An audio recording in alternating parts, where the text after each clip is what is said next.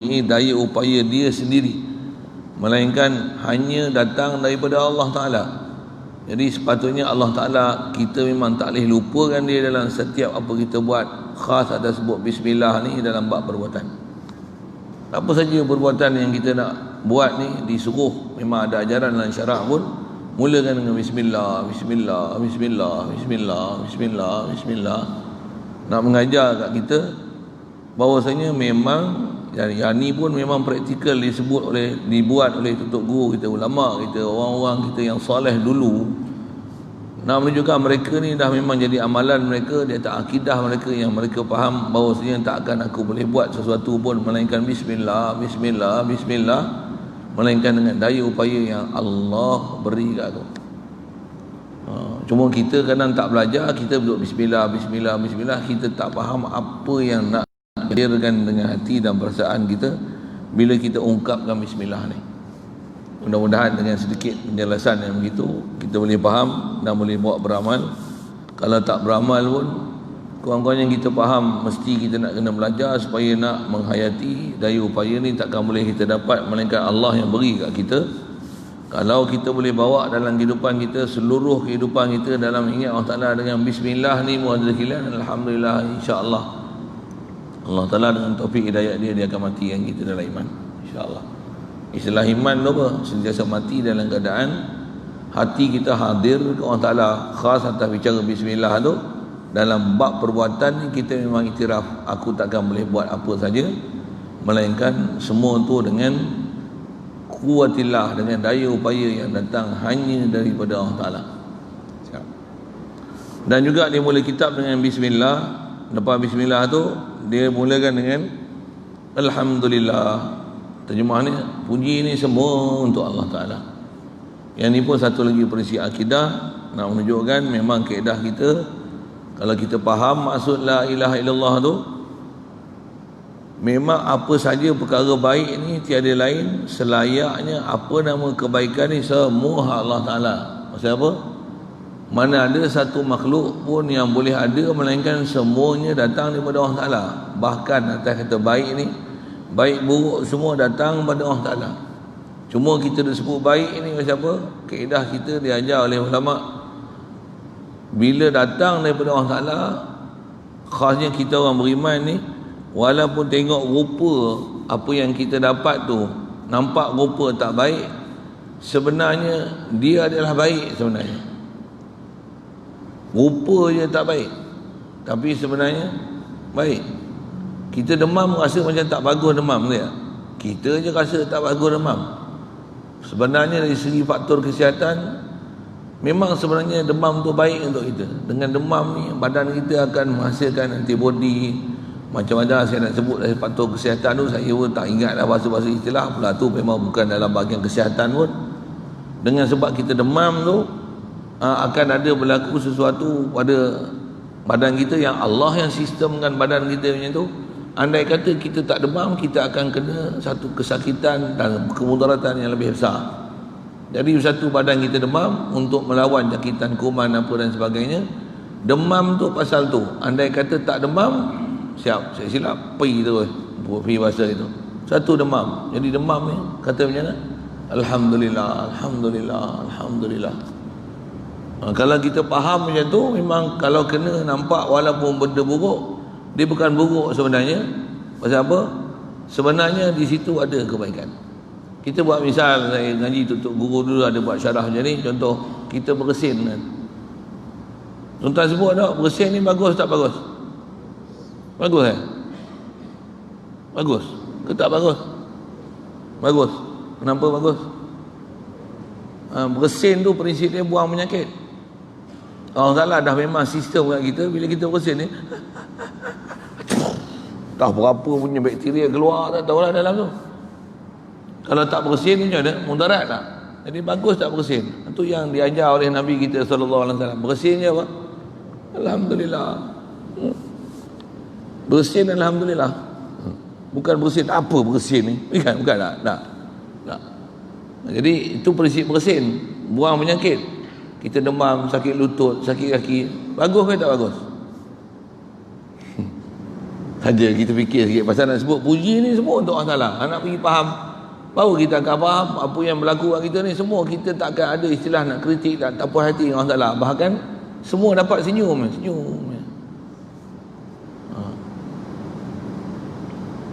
Mati orang kita kasih macam mana? Alhamdulillah. Macam tu kan? Satu sudut innalillah. Tapi innalillah ni sebenarnya bukan ayat berduka cita. Innalillah ni supaya ayat boleh puji Allah Ta'ala lah. Siapa? Kita ni daripada Allah, Allah ambil balik. Ya, kita alhamdulillah. Cuma kita innalillahi wa inna ilaihi rajiun. Kita faham innalillah ni sedih. Tak, innalillah ni bukan mengajar sedih sebenarnya. Innalillah ni mengajar supaya ada kekuatan diri. Apa yang kita tak dapat tu, semua ni kita, sesungguhnya kita dari Allah Ta'ala, made in Allah Ta'ala, balik ke Allah Ta'ala. Jadi apa masalah? Bukan sedih. Satu ulama kita setengah dia tukarkan, transformasikan innalillah tu kepada alhamdulillah. Nak menunjukkan innalillah tu bukan ayat sedih. Istirja' ni maksudnya rujuk ke Allah Ta'ala, pandang ini adalah datang daripada Allah Ta'ala supaya tak sedih. Maksud apa? Hak dia. Dia nak bagi menyala lampu, hak dia. Dia tengok ada berlaku sesuatu, blackout, gelap. Apa dia? Alhamdulillah. Faham? Bahasa lain kita selalu sebut innalillah. Cuma jangan faham innalillah ni apa? Ayat sedih. Bukan. Innalillah bukan ayat sedih. Innalillah ayat untuk istirja' ke Allah Ta'ala. Jadi sebenarnya apa saja berlaku kat kita, puji Allah lah. Puji. Kalau tuan-tuan tak faham bab puji ni, ulama kita buat misal, nak kata apa? Sikit nak sebut tadi prinsip. Asal nak syarah kat tuan-tuan tu, prinsip puji ni memang hak Allah Ta'ala. Memang Allah Ta'ala ni dia berhak puji. Tak ada apa pun yang sewajarnya nisbah kita, khasnya orang beriman, untuk ada ungkapan kita ke Allah Ta'ala, melainkan puji sentiasa. Sikit nak sebut tentang puji ni tahu mana? Asal saya sebut ni bab sakit lutut misalnya, tambah dah berumur ni, sakit pinggang, sakit lutut, sakit mata, sakit tekak, sakit tengkok, macam-macam sakit kan? Jantung, paru-paru, hati, limpa, empedu, perut, macam-macam, usus lah, kanser lah, macam-macam lah kena kat kita. Saya nak sebut gini, tuan-tuan tolong jawab ni dulu. Allah Ta'ala dengan mak kita, siapa lagi sayang kat kita? Allah ke mak kita? Betul, mak kita. Dia sayang kita dia. Kita demam, dia bawa pergi hospital, ataupun kita sakit apa-apa, dia tengok doktor kata kena inject, dia bagi inject tak? Inject sakit tak? Dia nak bagi kita sakit lagi ke nak bagi kita baik? Ya, tapi kena sakit sikit tak? Dia bagi doktor ubat lagi, dia bagi serahkan kita untuk diberi suntikan. Dah habis kena suntikan, pergi kat kaunter bayar duit lagi. Tambah pula bukan klinik biasa kan, KPJ. Pantai hospital tu dia hantar kita, bayar banyak tak? Padahal kena tu sakit tak? Awak dia nak pergi mati cepat ke? Tak, dia sayang kita. Pasal dia tahu dengan sebab walaupun sakit sikit tu, manfaat dia besar di belakang. Okey. Soal tadi, Allah Ta'ala lagi tahu manfaat untuk kita ke mak bapak kita dia lagi tahu? Allah dia tak? Untuk dia bagi tak kita sakit? Mudarat ke manfaat? Apa jawab? Manfaat. Dapatnya sakit, alhamdulillah. Ingat aku kat dia. Ujurlah kena sakit. Sikit baik, sakit lutut. Kalau tidak gaduh kita sko. Patutnya macam tu. Alhamdulillah. Sebaiklah sakit lutut. Kalau tidak gaduh nak berjalan kata, tak boleh main masjid. Saya tengok orang kaki lutut tak sakit, tak, dia payah nak duduk kuliah, masjid pun tak rajin mari. Kenapa? Pasal tak dapat sakit lutut. Sikitlah saya syarah dalam bentuk macam tu. Mujurlah kita kena sakit lutut, duduk juga masjid, taklah berjalan jauh, kerja pun tak buat dah. Siapa? Dah macam-macam sakit, cuba sihat lagi macam mana? Tak duduk masjid lagi kita ni. Ni boleh tak duduk masjid? Boleh. Alhamdulillah. Mujurlah sakit lutut. Alhamdulillah. Alhamdulillah. Cuma kita bila tak faham perjalanan agama ni, sakit lutut je mengeluh kita. Sakit lutut pula dah. Ni buah pinggang pula. Ni jantung pula. Pergi sana, pergi sini, pergi sini. Padahal dia bagi semua tu supaya kita ni pandang dia dan kita sedar, boleh ingat kat dia, rojok kat dia. taubat kat dia, menyesal kat dia, sentiasa ingat dia, sentiasa mohon harapan, mohon permintaan hanya pada dia, berserah pada dia. Satu, dia bagi kita sakit. Bila kita sihat, kita banyak lupa daratan. Jadi bagus tak sakit, tapi jangan minta sakit ni. Tak diajar dalam syariat kita. Ya Allah, bagilah aku demam, bagilah aku sakit. Tidak, tidak. Bagilah kita berperang. Tidak. Tapi bila berperang macam mana? Inilah janji Allah Ta'ala. Memang nak tegak agama mesti sampai tahap orang tak suka, orang benci, sampai orang kafir pun nak musuh dengan kita, sampai tahap dia akan perang dengan kita. Perang pun perang lah. La ilaha illallah. Orang mukmin macam tu. Baik. Jadi memang selayaknya puji semua untuk Allah Ta'ala. Allah Ta'ala ni tak ada apa yang sepatutnya dinisbahkan kepada dia benda buruk. Satu, kalau ada benda buruk pun rupa saja buruk, tapi sebenarnya Allah Ta'ala dia tak buat macam tu, melainkan dia adalah kebaikan. Yang ni lanjutan memang kena ngaji banyak baru kita boleh faham disiplin kehidupan ni. Dan faham ni tuan-tuan, kita akan faham maksud hidup. Apa dia? Sentiasa puji Allah Ta'ala, sentiasa tauhid Allah Ta'ala, sentiasa hanya tawajuh dan pandang Allah Ta'ala, tiada yang lain. La ilaha illallah. Kemudian dia kata selawat dan salam Allah Ta'ala, maksudnya selawat dan salam daripada Allah Ta'ala. Dengan bahasa lain, mudah-mudahan Allah Ta'ala beri selawat dan salam. Itu maksud dia. Yang ni kena faham disiplin bahasa Arab sikit untuk memaham selawat dan salam Allah. Maksudnya selawat dan salam Allah Ta'ala, mudah-mudahan Allah dia memurniakan selawat, maksudnya memberikan rahmat, dan memberikan salam, maksudnya memberikan kesejahteraan ke atas kepada penghulu kita. Siapa dia? Itulah Nabi Muhammad sallallahu alaihi wasallam. Pasal yang boleh memberikan rahmat, memberikan kesejahteraan pada seluruh makhluk, khasnya untuk Nabi kita Muhammad sallallahu alaihi wasallam ni, tiada lain melainkan hanya Allah Ta'ala. Satu, mohon kita hanya pada dia. Begitu juga kata dia, selawat dan salam ni ke atas kaum keluarga Nabi. Kaum keluarga Nabi, ahli bait Nabi. Antara ahli bait Nabi, isteri Nabi, semua keturunan Bani Hashim, Bani Muttalib, dan anak cucu dia daripada zaman dulu, Rasulullah dulu. Begitu juga keturunan Bani Hashim, Bani Muttalib, sampailah kepada zaman kita ni, selagi ada pertalian darah dengan Nabi Muhammad SAW ni, nama dia adalah keluarga Nabi. Itu sebagian ulama syarahkan siapa dia keluarga Nabi. Walaupun Islam dia hanya Islam baka dan keturunan, tapi dia ada pertalian darah, ada bloodline dengan Nabi kita Muhammad sallallahu alaihi wasallam. Tuan-tuan ada tak bloodline dengan Nabi? Boleh faham soalan? Kita yang tak ada ni, jadi orang yang ada bloodline ni, faham tak bahasa dia macam tu lah. Ada pertalian darah dengan Nabi Muhammad ni, kita tak ada bloodline, tak ada pertalian darah, agak siapa mulia? Dia orang ada satu mulia khas dengan sebab ada hubungan pertalian darah ni. Tambah pula beriman pula, takwa pula. Lebih banyaklah mereka berbanding yang kita. Kita ni ada apa? Ada Islam aja. Itu je. Macam mana pun orang yang ada hubungan keluarga dengan Nabi ni memang ada satu kelebihan yang istimewa. Jadi kaedah kita Ahli Sunnah wal Jamaah, antara yang kita muliakan di atas kaedah agama kita adalah keluarga Nabi kita Muhammad sallallahu alaihi wasallam. Siap. Yang kedua, kumpulan yang seterusnya, yang ni pun kaedah Ahli Sunnah wal Jamaah, kita kena muliakan apa dia? Para sahabatnya, para sahabat Nabi sallallahu alaihi wasallam. Jadi dua kumpulan ni ialah dua kumpulan yang dimuliakan. Baik. Jadi kalau ada orang tak suka dengan sahabat Nabi, terkeluar daripada ajaran Islam. Ini Syiah out. Tak keluar dengan, tak suka dengan keluarga Nabi, ni Wahabi selalunya. Wahabi out. Wahabi tak pakai, Syiah tak pakai. Kita Ahli Sunnah wal Jamaah. Dua-dua kita kasih. Dua-dua kita doakan. Wa ala alihi wa sahbihi. Siap. Baik, selepas itu, maka kata dia, inilah kitab yang kita pegang ni, kitab Tajul Arus. Dia terjemah tak? Tak ada. Asal terjemah dia mahkota pengantin. Mahal ni kitab ni. Nanti saya syarah sikit kat tuan-tuan apa maksud. Kita ambil perkataan ni dulu. Kitab ni nama dia Tajul Arus, yang kata dia kitab ni merangkumi penyucian jiwa.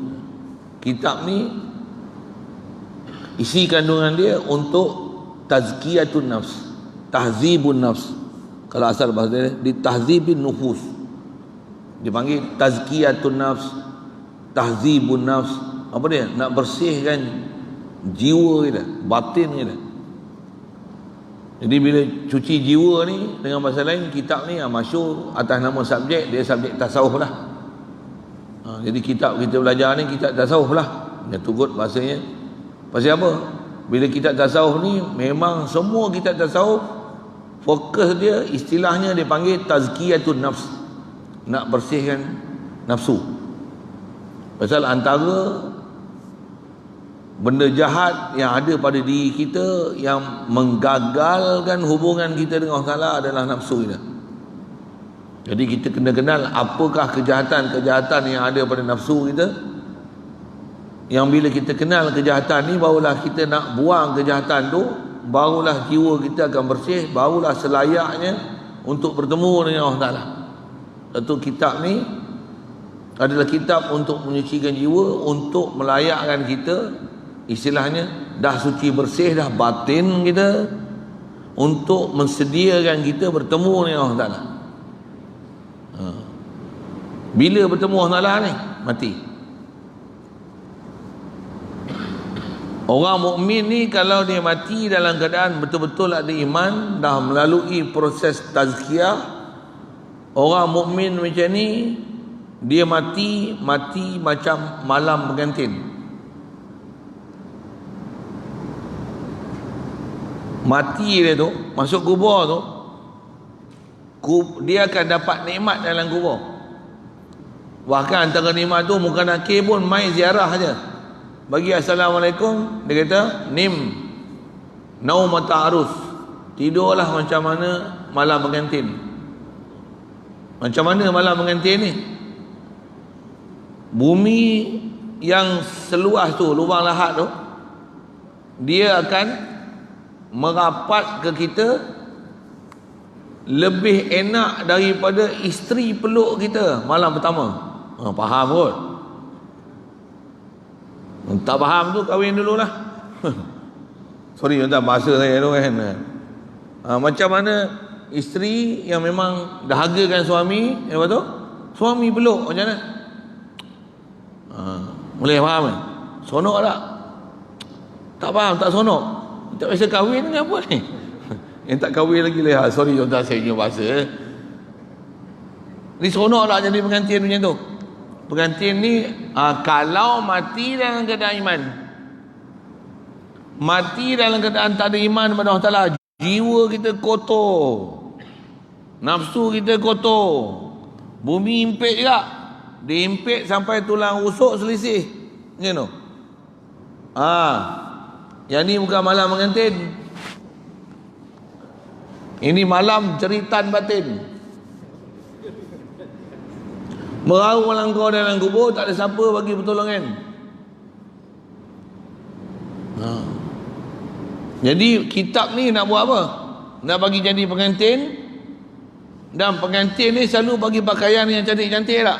Antaranya dimahkotakan dengan mahkota sebagai pengantin. Ni kitab ni, Tajul Arus, mahkota bagi pengantin. Nak jadi pengantin, bukan pengantin menikah baru tau. Bukan.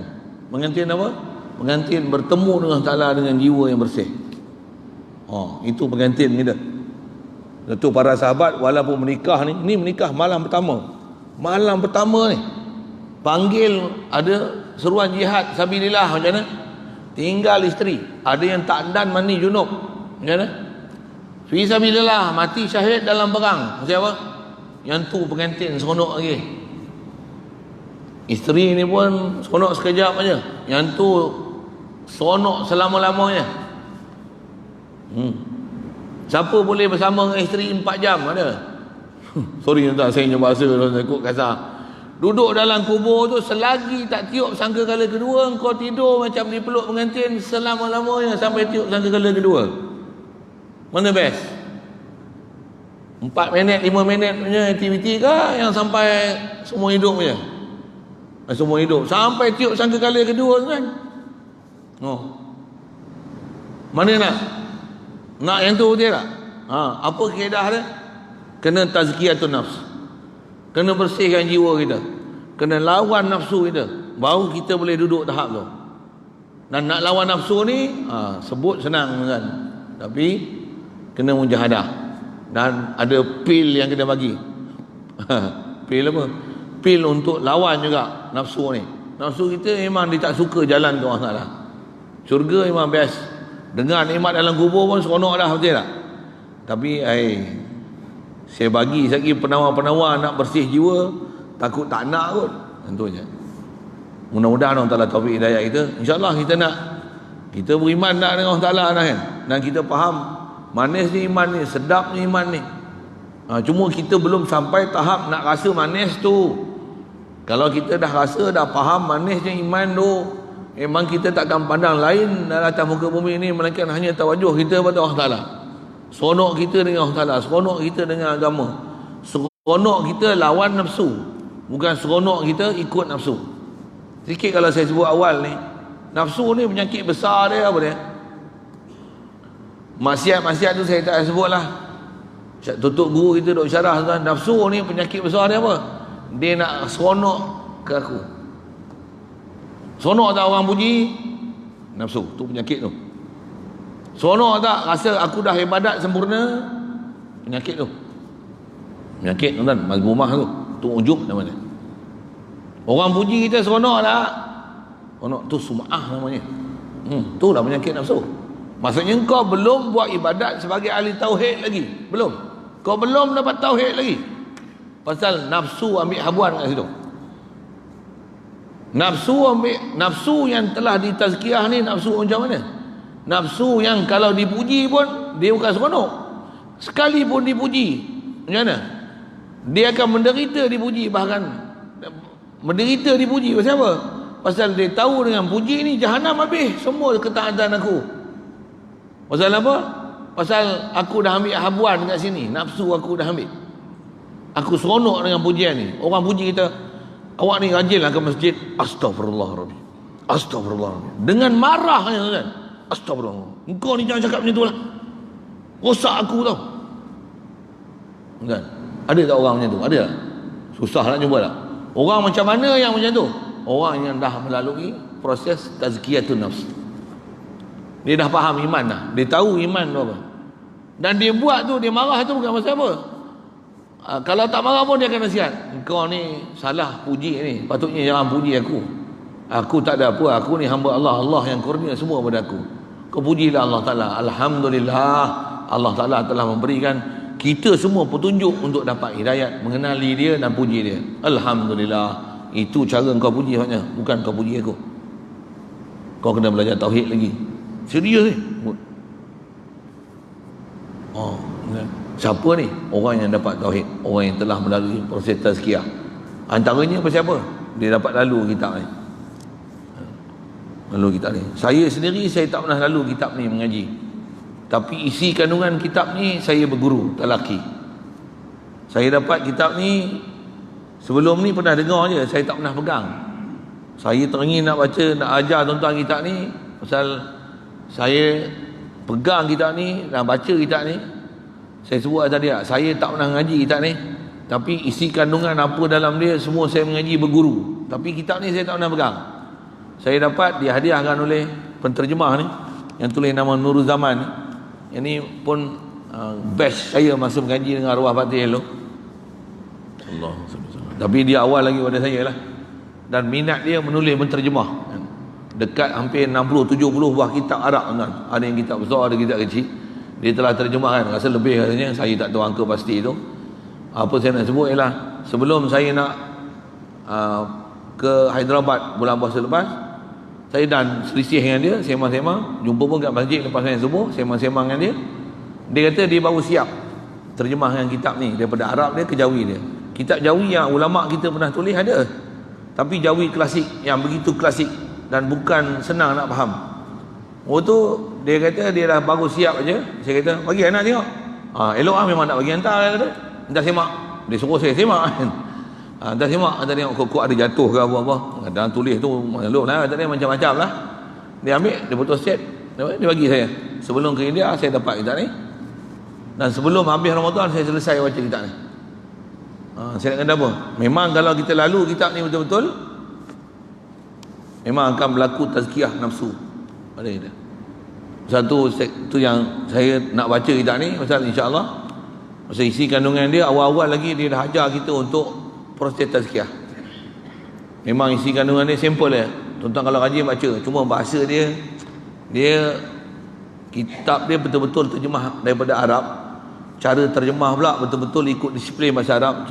Tuan-tuan nak ambil faham tu kadang-kadang susah sikit. Dia macam kita baca tafsir dengan hadis lah. Kalau kita tak ada ilmu betul-betul, kita tak reti nak ambil faham apa maksud yang nak disampaikan. Dia kena mengaji juga. Apa saya nak sebut ialah yang kitab ni atau dia sebut untuk pembersihan jiwa, penyucian jiwa. Yang kitab ni karangan Syekh Al-Imam. Jadi rasanya sekali lalu saya dah terjemah kat tuan-tuan Tajul Arus tu. Maksudnya kitab ni seolah-olah nak mensediakan kita bagi jadi pengantin yang selayak. Pengantin bukan pengantin siam tau, pengantin yang duduk atas pelamin yang dibubuh mahkota. Maksudnya rasminya macam tu kot kan. Dia bukan kahwin lari-lari curi-curi macam tu kot. Kahwin apa lagi pasal kahwin curi, kahwin lari ya dah. Pergi siam ambil tu tak tahu orang menikah dah lah. Ni dimahkotakan dengan dia duduk atas pelamin macam tu kot bahasa dia. Jadi pengantin lepas tu dimahkotakan. Sah jadi pengantin. Ini pun kau mengaji elok-elok kitab ni macam mana? Sah untuk mati. Mati pun memang kau pengantin. Bumi tak akan menghimpit kau sampai selisih tulang rusuk. Bahkan dia akan peluk kau macam mana isteri peluk kau pada malam pertama. Bahkan lagi seronok daripada itu. Malaikat Munkar Nakir pun datang. Dia bukan soal kita macam-macam, tapi dia kata apa? Tidurlah macam mana tidur malam pengantin. Kena ngaji lah kita ni. Yang mana tak mai esok tuan-tuan kempen. Saya nak kempen, saya tak jumpa dia mah. Kau ni rugi tak nak mengaji. Macam apa? Kitab ni jadi pengantin. Oi, dia kata jadi pengantin. Kitab apa ni? Bukan tongkat Ali ke apa? Bukan tongkat Ali lah. Itulah kau tak mengaji. Kira pengantin ni tongkat Ali ya. Pengantin ni tongkat Ali ya. Pengantin ni adalah siapa dia? Orang yang mengasuh Sayyidina Ali yang sampai nama tongkat Ali tu buah kat dia tu.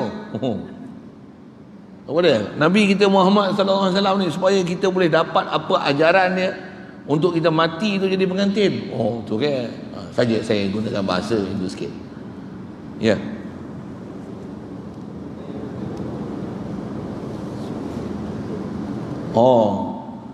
Kalau nak bagi dalam masjid hadiah 15. Kalau tak nak bawa balik, pakai-pakai letak balik dalam tu. Kalau apa semua tu lah. Cukup saya sebut itu 15. Kitab ni dikarang oleh Syekh Al-Imam yang menghimpunkan dua ilmu. Dia ni pengarang kitab ni sempurna dua ilmu kat dia. Ilmu apa? Ilmu syariat dan ilmu hakikat. Bahasa lain ilmu zahir, ilmu batin. Ilmu batin ni tu yang bahasa dia sebut ilmu tasawuf. Ilmu tauhid bukan ilmu batin ke? Ilmu tauhid ilmu batin. Tapi ilmu batin ni dia ilmu, dia belum proses macam mana nak kita amal. Dia baru ilmu teori. Ilmu tasawuf ni ilmu nak praktik tauhid tu dengan fiqh yang kita mengaji. Macam tu kan. Satu ulama dulu, ulama kita dulu disebut apa? Mengaji ni ilmu apa? Ilmu tauhid. Lepas tu ilmu fiqh, lepas tu ilmu tasawuf. Ini tasawuf ni nak buat apa? Nak combine kan tauhid dan fiqh tu supaya synchronize dia macam mana dalam duk taat zahir ni batin tu pergi sekali ke orang alam. Itu ilmu tasawuf. Dan kita buat tu dalam keadaan jiwa kita bersih. Apa maksud jiwa kita bersih? Tak ada langsung nak habuan nafsu aku. Bahkan semua ni kita pulangkan ke Allah Ta'ala, Alhamdulillah. Bahkan semua yang kita lalu ni bergerak je Bismillah. Dalam masa yang sama kita seronok dapat nikmat ni pasal semua ajaran yang diajar ni adalah datang daripada Nabi kita Muhammad sallallahu alaihi wasallam. Sentiasa Allahumma salli wa sallim ala Rasulillah.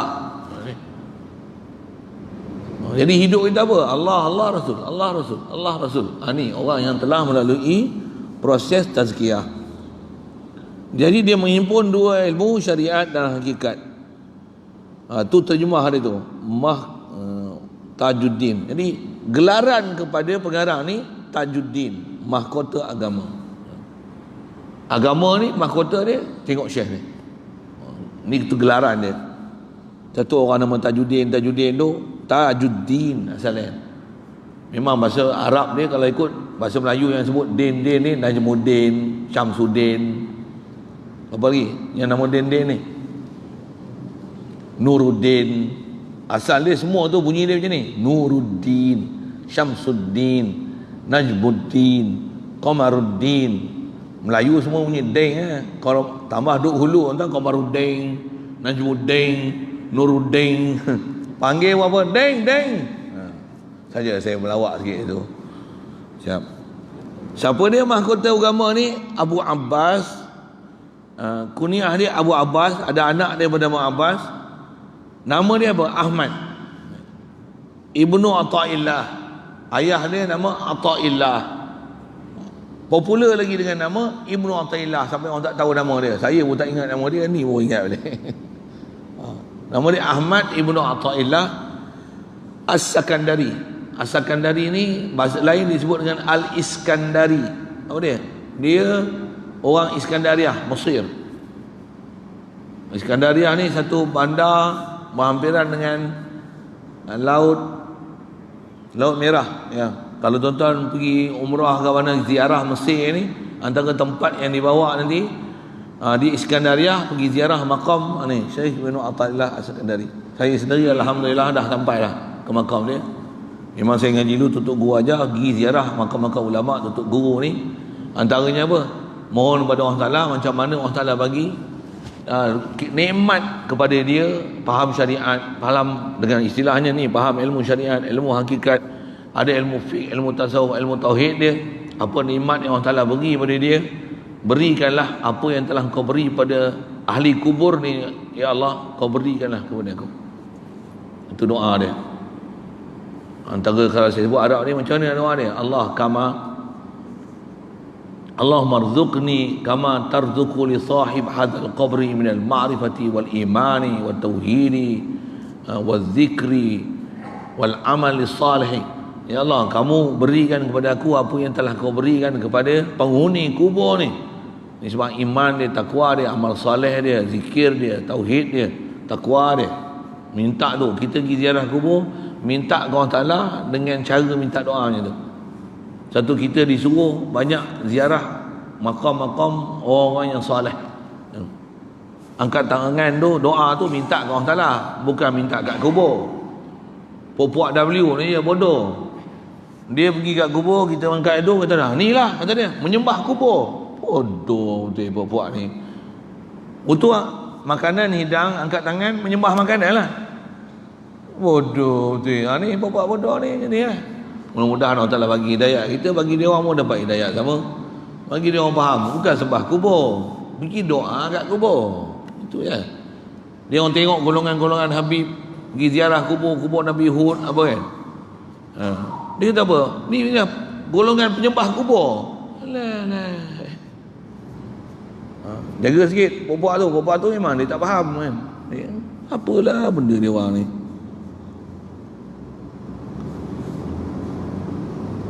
Baik, semoga kata dia Allah Ta'ala mengasihinya dan menempatkan dia di dalam syurganya yang indah permai. Ini doa. Jadi kata-kata ni apa? Ni kata-kata anak murid dia, orang yang menulis mukadimah untuk pengarang kitab ni. Dan juga kata dia Allah Ta'ala mudah-mudahan melimpahkan ke atas kita. Ni doa dia juga, dan ke atas umat muslimin sekaliannya, akan keberkatannya, keberkatan Syekh Ibn Athaillah As-Sakandari ini. Khasnya atas kita baca kitab ni, bukan saja kita yang main mengaji ni, mana seluruh hulu kita ni dapat berkat dia. Dan para ulama, para aulia ni tuan-tuan, walaupun dia dah mati tuan-tuan, kitab dia je datang kat kita, semua dapat rahmat dia. Yang khas dapat rahmat siapa dia? Yang mengaji, yang mengajar. Lagi nikmat yang dapat siapa dia? Yang ngaji, ngajar, amal apa yang ada dalam kitab dia. Sebab kita amal ni, kitab dia main, dia tak main lagi, kitab dia je main, semua dapat rahmat. Bayangkan besar Allah Ta'ala bagi. Sebab dia ni kita dapat rahmat. Sebab dia ni layak kita jadi pengantin dalam kubur. Kalau tidak kita jeritan batin dalam kubur, bukan pengantin.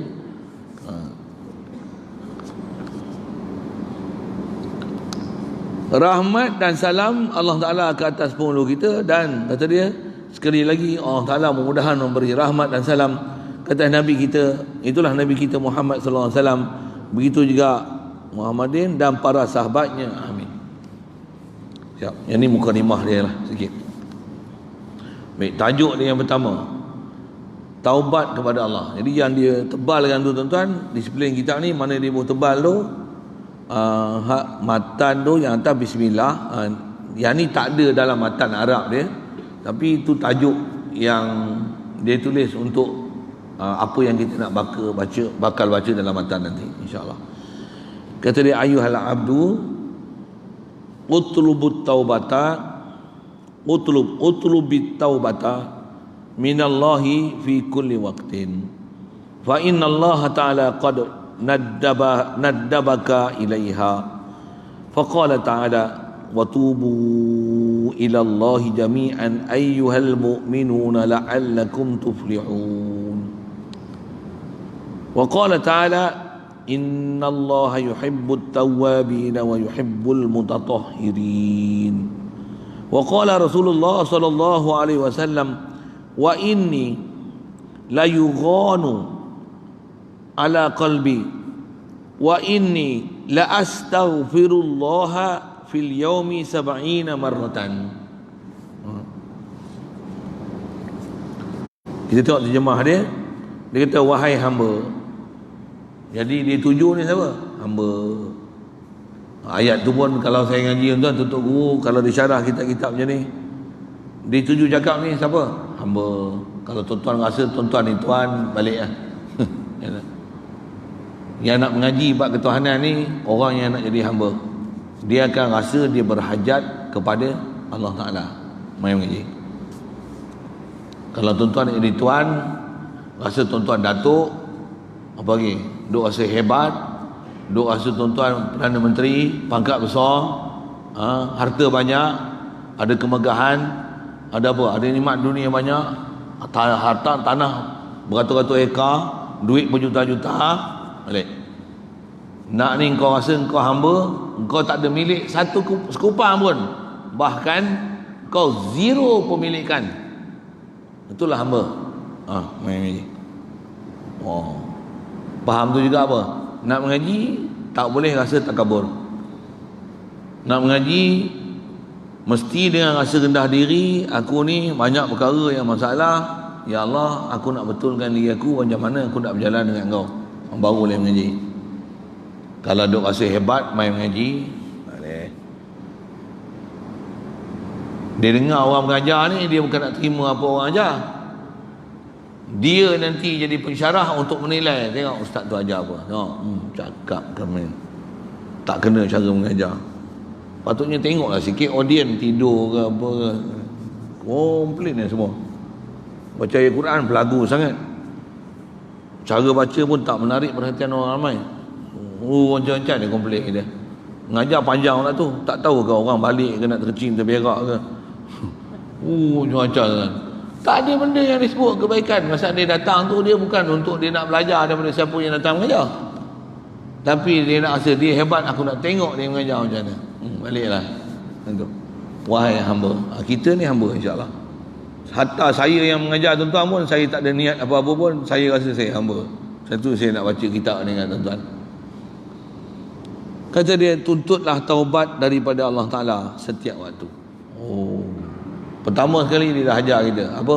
Nak jadi hamba, nak bersih diri apa? Taubat. Bila taubat? Setiap waktu. Apa faham setiap waktu? Walaupun tak bersalah, taubat. Rasakan diri bersalah. Bahkan sikit soal begini, kita ni ada salah ke tak ada salah? Cuma salah ni kita selalu faham salah satu sudut aja, salah zahir. Kita tak faham salah batin. Yang ni yang nak kena mengaji berguru ni kan. Pasal apa? Salah zahir, kita akan sampai satu tahap nanti kita rasa kita tak bersalah. Macam apa? Mana ada mencuri, mana ada minum arak, mana ada tengok bini orang apa, mana ada? Mana ada? Tak ada lah, tak ada. Tak extro apa. Aku pun whatsapp ada tak teringin langsung lah. Aku duduk ulang masjid aja. Mana ada dosa dah kat aku. Oh, dia sampai macam tu kan. Kita pun duduk ulang masjid, duduk main ceramah, mengaji, kuliah maghrib sampai isyak pukul 9, mengantuk tidur. Aku tak ada buat apa dah. Kira aku mati ni masuk syurga je. Oh. Kita akan rasa lega macam tu sampai kita tak ada perasaan nak mohon ampun pada Allah Ta'ala. Istighfar pun astagfirullahalazim, astagfirullahalazim, astagfirullahalazim. Tak rasa bersalah sikit pun. Allah Ta'ala dia suruh kita taubat. Apa maksudnya? Dia suruh kita rujuk kat dia, dan dia suruh kita muhasabah diri.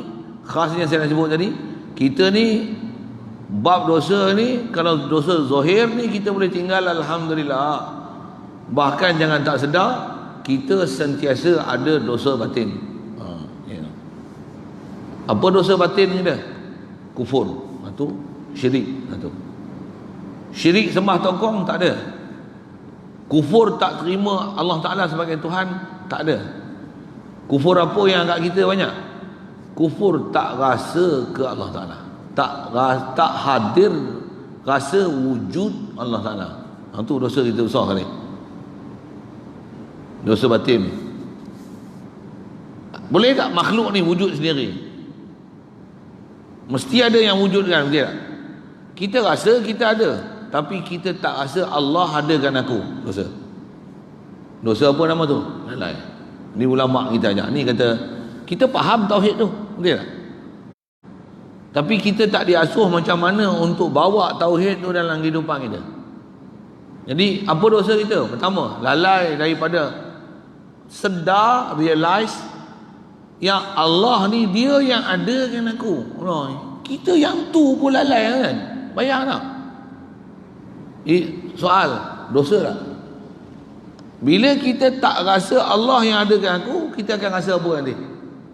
Aku ada, anak isteri aku ada, harta aku ada, rumah aku ada. Bila kita duk rasa aku ada, kita ada tak rasa nak mati? Baik, sihat ni, mati apa? Kita tak akan rasa berhajat dan fakir kepada Allah Ta'ala sikit pun. Bahkan kita akan rasa aku ada semua apa yang sepatutnya ada kat aku. Maksudnya mana? Apa yang ada kat aku ni mati. Fikir apa mati? Harta banyak, rumah ada, alah, sihat lagi ni. Duk makan suplemen ni pun makan lagi suplemen macam-macam ni.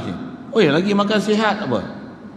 Jadi kita takkan rasa fakir dan berhajat pada Allah Ta'ala sama sekali. Ini dosa utama kita. Yang ni istilah dia, banyak umur jumpa ni, masa nak syarah tu mungkin makan masa sikit. Ni kufur. Jadi dosa kufur ada lagi kat kita kat tu. Syirik pula, ada duit rasa lega tak? Sepatutnya kita lega ni, orang mukmin ni lega dia bukan ke harta benda. Lega kita ni ialah dengan Allah Ta'ala. Walaupun sekupang habuk tak ada dalam poket kita, la ilaha illallah, lega. Kita duit tak ada, tak lega. Duk ada duit pun tak lega-lega lagi. Bahkan duit ada pun duk nak cari duit lagi. Dan duk rasa lega tu dengan kalau boleh memiliki satu dunia ni semua kita punya, baru kita akan rasa lega. Dan jangan tak tahu, bila tak dapat tazkiyah nafsu ni, kita milik satu dunia ni, tak rasa lega lagi kan? Jadi, siapa yang akan rasa lega ni?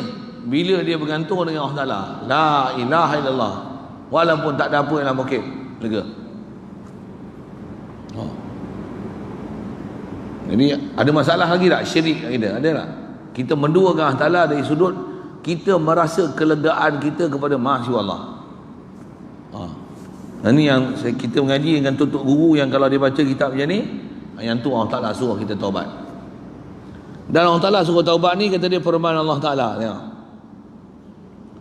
bertaubatlah kamu kepada Allah. Siapa yang disuruh taubat ni? Orang beriman. Orang beriman ni orang baik ke orang jahat? Baik tak? Orang tu buat apa suruh taubat lagi? Maksudnya jadi orang lain yang tak beriman tu taubat supaya daripada kafir jadi Islam.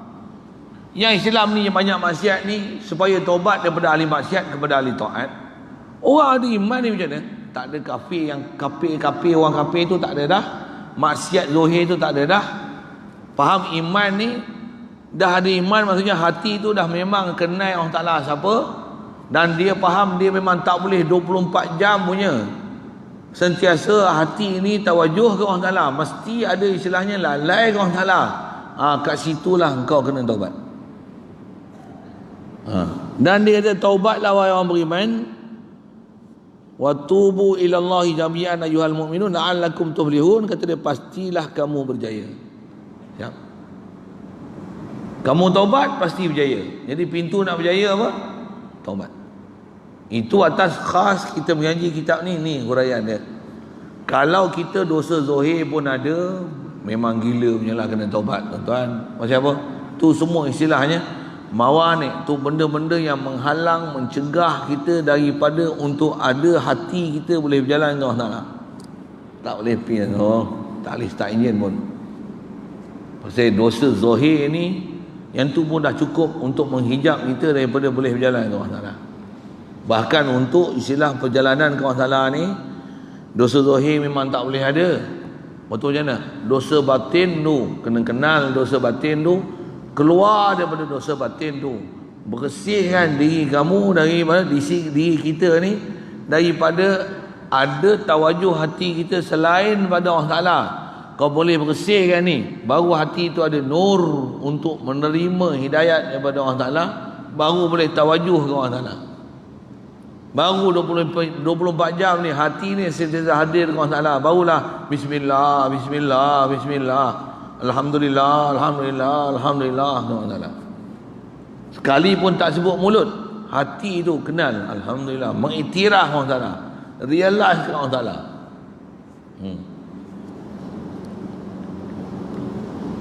Lagi firman Allah Ta'ala, sesungguhnya Allah Ta'ala kasih kepada orang-orang yang taubat.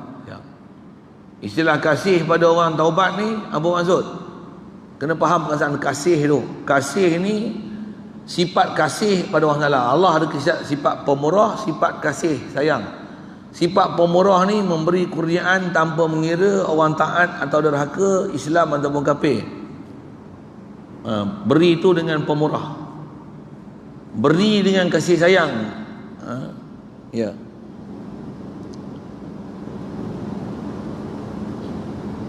Allah Ta'ala kalau dia kasih kat kita, maksudnya dia beri kasih kat kita, maksudnya dia beri nikmat khas kepada orang-orang tertentu yang buat perbuatan tertentu yang tak semua orang dapat, melainkan siapa yang buat perkara yang khas ni, yang tu Allah Ta'ala beri dengan kasih.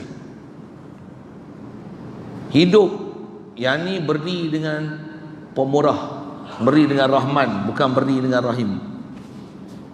Macam apa?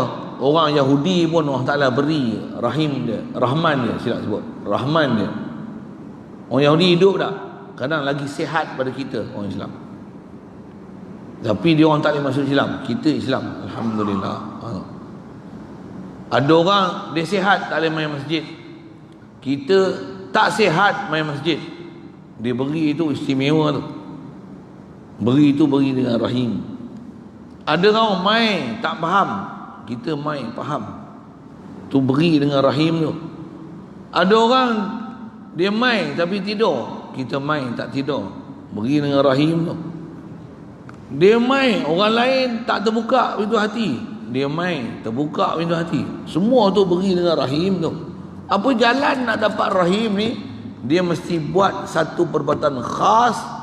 Ada datang dalam Quran dan hadis menceritakan benda tu.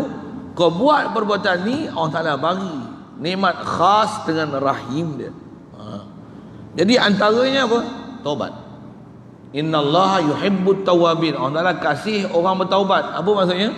Siapa yang dia ada sifat bertaubat, dia kenal dosa. Khas saya sebut ni dosa batin. Ni dosa, maksiat. Dia istighfar, minta ampun. Ya Allah, aku banyak kufur kat Engkau. Aku banyak syirik kat Engkau. Aku duk banyak bergantung hati aku kepada makhluk. Aku duk banyak fikir makhluk. Aku kasih ke makhluk. Aku cinta ke makhluk. Aku tak jatuh cinta kepada Engkau yang khalik semua makhluk ni. Astaghfirullah Rabbi, astaghfirullahalazim, astaghfirullah, astaghfirullah, astaghfirullah minal khataya. Minta sungguh ampun, rasa betul-betul bersalah ni. Allah Ta'ala akan bagi nikmat khas dia. Dia beri dengan sifat rahim dia. Tu maksud kata Allah Ta'ala dia kasih pada orang bertaubat. Itu hak batin punya perjalanan. Lagi dia kasihkan orang yang membersihkan diri. Ulama syarah dua.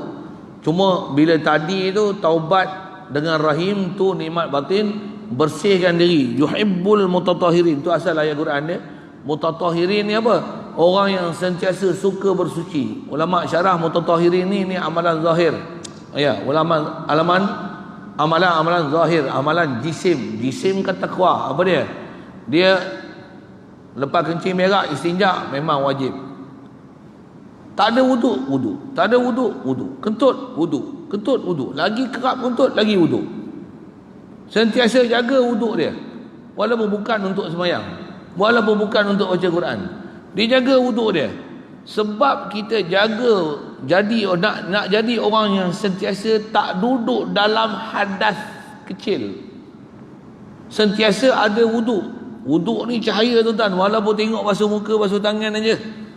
Tengok zahir ni ada apa basuh muka, basuh tangan. Tak. Semangat kita, iman kita nak menyucikan empat-empat anggota ni. Sebab tu hati bersih.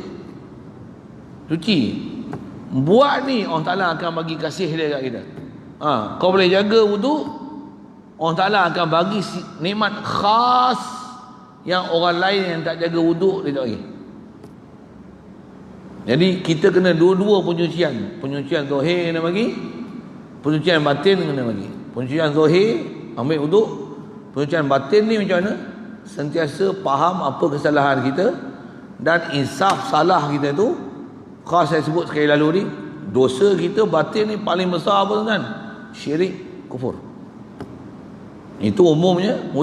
Tu syirik kufur tu atas perjalanan iman tu. Lagi apa dosa batin ni? Apa dia? Dia ada penyakit batin, ujub, riak, sum'ah, hasad, takabur. Macam-macam tu sifat mazmumah tu. Kalau sedarai dia berderet, tapi bapak besar dia apa? Ujub. Bapak besar dia apa? Takabur. Bapak besar dia apa? Sum'ah. Bapak besar dia apa? Riak. Kena buang semua tu. Nak kita rasa macam kita tak ada kan? Kita tak dapat pimpinan guru kalau memang kita tak boleh bersihkan daripada sifat ni. Orang yang bila dia tak rasa diri dia, itu dia akan rasa apa? Dia akan rasa semua ni datang daripada Allah ke dia. Itu baru dapat tazkiyah. Kalau dia memang aku tak ada wujud pun, aku tak rasa buat aku hebat. Kalau kau tak rasa kau hebat, mesti kau rasa kau lekeh, dan kau mesti ada rasa sesuatu yang hebat, betul tak? Engkau rasa pada duit hebat, Perdana Menteri hebat, tak pakai, ni bukan tazkiyah yang dikenaki. Aku tak hebat, siapa hebat? Allah hebat. Baru betul perjalanan tauhid. Jadi tak ada ujub tu, tak rasa hebat ke aku, itu rasa hebat ke apa? Allahu Akbar. Itu baru tak ada ujub. Waktu tak ada wujud tu macam mana? Sampai kita tak rasa apa yang ada pada aku ni hak aku. Bahkan kita rasa apa yang ada pada aku ni semua limpah kurnia Allah Ta'ala kepada aku. Itu baru hilang wujud. Dapat apa saja? Alhamdulillah, Alhamdulillah, Alhamdulillah. Alhamdulillah apa? Allah yang bagi semua nikmat ni pada aku. La ilaha illallah, tu tazkiyah.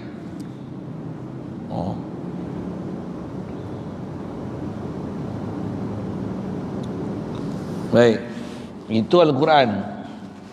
Dan bila sebut Al-Quran suruh macam ni, Nabi kita Muhammad sallallahu alaihi wasallam, dia junjung tak? Dia terima tak? Sikit soal bab akidah. Rasulullah berdosa tak?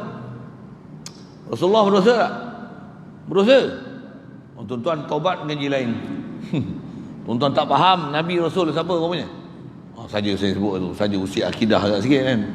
Duk rasa macam faham dah kan Nabi Rasul, rupanya tak faham rupanya. Sekali lagi soal, Nabi Rasul berdosa tak?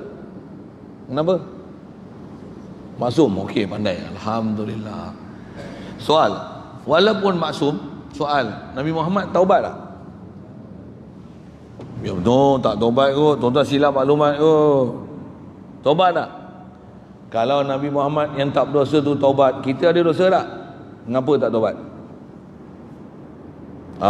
Tu cabaran lah untuk kita. Satu, Nabi dia taubat untuk apa tu? Nak mengajar syariat taubat tu.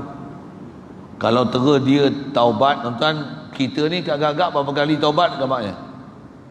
Dan Rasulullah tengok dia sebut dalam hadis ni, masyhur hadis ni pun orang sebut, cuma orang selalu sebut belakang je.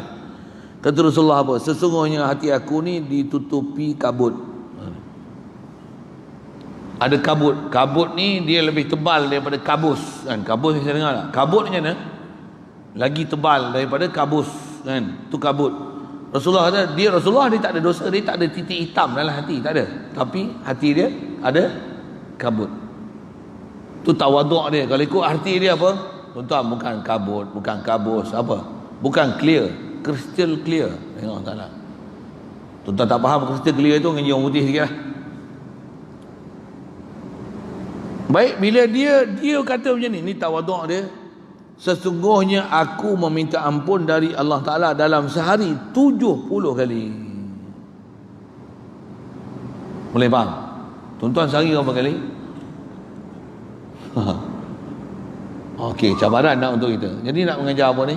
Kalau Rasulullah tak berdosa yang maksum 70 kali, dengan dia rasa dia memang tak bersalah, tapi dia menzahirkan kehambaan diri. Ya Allah, aku berhajat padamu, Engkau tak bagi hidayat aku, siapa lagi akan beri hidayat aku? Dia sentiasa hati dia munajat dengan Allah Ta'ala. Kalau kita panjang umur, kita jumpa kitab ni belakang ni. Kitab ni pengarang kita ditulis munajat dia dengan Allah Ta'ala. Apa sepatutnya kita sepatutnya inilah munajat kita dengan Allah Ta'ala. Ya Allah, aku ni fakir, aku ni miskin, aku ni mayat, Engkau lah yang bagi hidup aku, takkan aku boleh hidup melainkan Engkau yang bagi hayat pada aku. Rasulullah ni sentiasa jiwa dia hidup macam ni dengan Allah Ta'ala. Dia tak merasakan kefakiran dan keberhajatan dia ke Allah Ta'ala tu pada dia satu dosa, tu kabut tu. Dia sentiasa seronok menzahirkan hamba dia. Ya Allah, Ya Allah, Ya Allah, Ya Allah apa? Ya Allah, dia nak mengaku kedaifan diri dia. Ya Allah, aku ni makhluk je, aku ni tak ada apa kalau Engkau tak jadikan aku. Alhamdulillah, Alhamdulillah. Aku ni mayat kalau Engkau tak hidupkan aku. Aku ni mayat ni, aku hidup ni bukan aku hidup, Engkau yang bagi aku hidup. Ya Hayyu Ya Qayyum, Ya Hayyu Ya Qayyum. Kau tak bagi aku tak ada ilmu pun. La ilma lana illa ma 'allamtana. Ya Alim, Ya Alim, Ya Alim, Ya Alim. Faham sungguh dia tuan-tuan tauhid. Kita pun faham tauhid, tapi tak jalan mana tu. Yang ni yang kena nak mengaji kitab macam ni, kena tak? Mesti kena. Satu, siapa kata ilmu tasawuf tak payah mengaji, hati-hati sikit cakap. Dia macam pergi belajar buku panduan memandu, tak pergi duduk kat cikgu driving school gitu. Suruh dia buat kereta nak buat, boleh buat tak? Agak-agak layak tak untuk dapat test JPJ? Test JPJ, test gagal. Gagal apa? Tak cukup syarat untuk duduk sebelah JPJ, duduk sebelah. Pasal tak pernah dapat tunjuk ajar daripada cikgu driving school. Boleh faham? Jadi mesti tak ada orang bimbing ada tak? Mesti. Kena ngaji tasawuf tak? Kena. Ya. Lepas tu kalau dia orang tak mahu ngaji ni, tuan-tuan cakap lah ayat-ayatnya tu. Sikit. Yang tu sajalah ayat-ayat. Dah untuk kita sama tu kan. Kita pun kadang rasa macam dah belajar tasawuf dah. rasa macam dah okey dah tasawuf, rupanya tak mula pun lagi. Macam apa? Tengok kitab kita, dia mula dengan apa? Taubat. Sedar tak kita ada dosa? Tak sudah sedar pun ada dosa. Habis lah, mana nak taubatnya? Kita ni hanya taubat bila kita sedar ada dosa. Satu sekali lalu saya sebut ni, insyaAllah memang ke depan ni tuan-tuan, dia akan lanyak kita buat dosa ya dulu. Macam apa? Memang ke depan ni, dia cerita kita, dia cerita dosa je kan? Ni mau sampai raya haji pun saya tak habis lagi. Lepas raya haji pun habis tahun ni pun tak habis lagi, buat dosa je kan. Betul, bila banyak dosa ni, orang yang kita nak ikut nanti dia cerita apa? Kena ikut Nabi kita Muhammad sallallahu alaihi wasallam. Satu dia lanyak kita buat dosa je, bagi faham elok kau banyak dosa. Bila kita nak berdosa, barulah perjalanan taubat tu akan berlaku, baru hati boleh bersih. Bersih daripada kufur, daripada syirik, boleh bersih daripada penyakit batin ni, riya, ujub, sum'ah, takabur. Baru nama mukhlisin lahuddin, baru nama muwahhidin pada Allah Taala. Itu pun pelajaran dia ada, insya-Allah. Panjang umur, mudah-mudahan Allah Taala bertemu dengan kita untuk insya-Allah kita ambil manfaat dengan perantaraan kitab dia ni, untuk sama-sama kita berjalan menuju ke Allah Taala, insya-Allah. Macam mana pun tu nisbah ilmu. Nak berjalan betul-betul kena ada pembimbing, murabbi betul-betul, asuh kita, ajar kita, dan ada istilahnya amalan bersanad yang kita kena ambil untuk pastikan kita ni registration yang tu kan, berdaftar di bawah guru kita, dan memang ada murid yang memang istilahnya mensudikan diri untuk diasuh dan ditarbiyah. Itu istilah dia. Kalau macam ni am ni, ada orang duduk luar masjid, ada orang duduk bersandar, ada yang sambil duduk kat luar sambil makan kuah pisang, sambil minum air, ada. Itu tak officially registration to be a student, isn't it? Tu official ke tak official? Tu tak official, itu curi ilmu bunyi tu sikit. Saya bukan nak official sangat. Saya nak sebut ni pasal nak kata mesti disiplin berguru macam tu kan.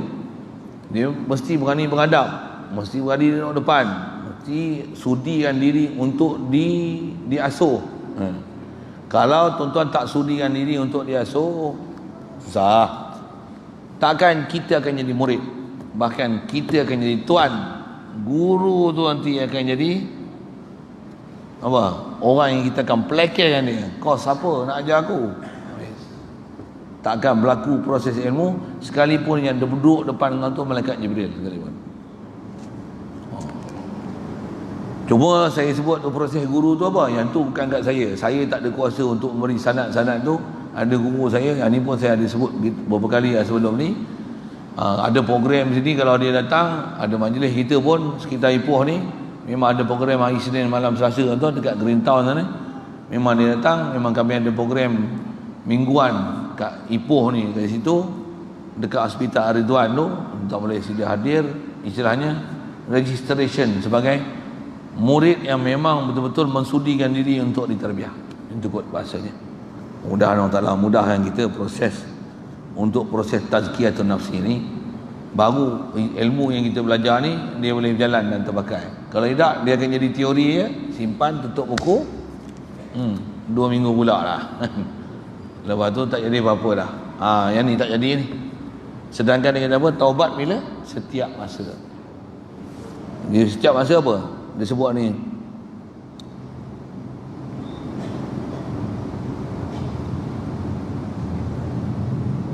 Tu disebut awal-awal tu. Tuntutlah taubat itu dari Allah Ta'ala pada setiap waktu. Itu dia keyword yang kita nak perhatikan. Pasal kita ni, kita memang setiap masa ni, kalau nisbah zahir, walaupun tadi dah buang air, dia akan melalui satu proses. Kena buang air lagi, betul tak? Kena kencing lagi, kena berak balik, betul tak? Lama nanti dah kencing berak pun kena kencing balik, kena berak balik, betul tak? Kalau zahir ni akan ada proses najis macam ni, batin ada tak? Tapi kita tak pernah nak taubat tu, itu masalah tu. Kencing kita dah basuh, alhamdulillah. Wuduk kita dah ambil, alhamdulillah. Tu zahir dah cantik lah satu sudut. Tapi batin macam mana? Batin kita tak tahu pun macam mana nak bagi suci ni. Nah, memang tak ada kaedah lain nak suci dia melainkan istilahnya taubat. Dan bila taubat tu saya sebut dah, prinsip tentang kena kenal satu-satu ilmu tu, sama ada tipu daya daripada syaitan, iblis untuk kufur dan apa azab di akhirat. Kita dah rasa tenang dan lega dah kan. Oh, itu maksiat besar tu dalam hati tu. Jadi mudah-mudahan kita belajar ni ada kesedaran pada kita untuk terus kita nak berguru dan melalui proses tazkiyah ni, dan betul-betul dapat betul-betul nisbah kitab ni kita dapat jadi betul-betul anak murid kepada Ibnu Athaillah Sekandari ni, insya-Allah. Maksudnya dekat hari ni itu saja dulu sambungan kita nanti. Fa in aradta taubata fayambaghi laka an takhluwa min at-tafakkuri tula umrika.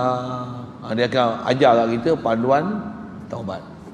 Macam mana supaya nak berlaku proses tazkiyah tu, tahdzibun nufus tu macam mana, insya-Allah.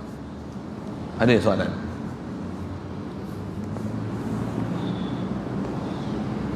Bismillahirrahmanirrahim. Allahumma nawwir qulubana min nur hidayatika kama nawwartal arda min nur syamsika abadan abada bi rahmatika ya arhamar rahimin. Warzuqna fahman nabiyyin wa hifdzal mursalin wa ilhamal malaikatil muqarrabin wa sallim tasliman ala jami'il anbiya'i wal mursalin walhamdulillah.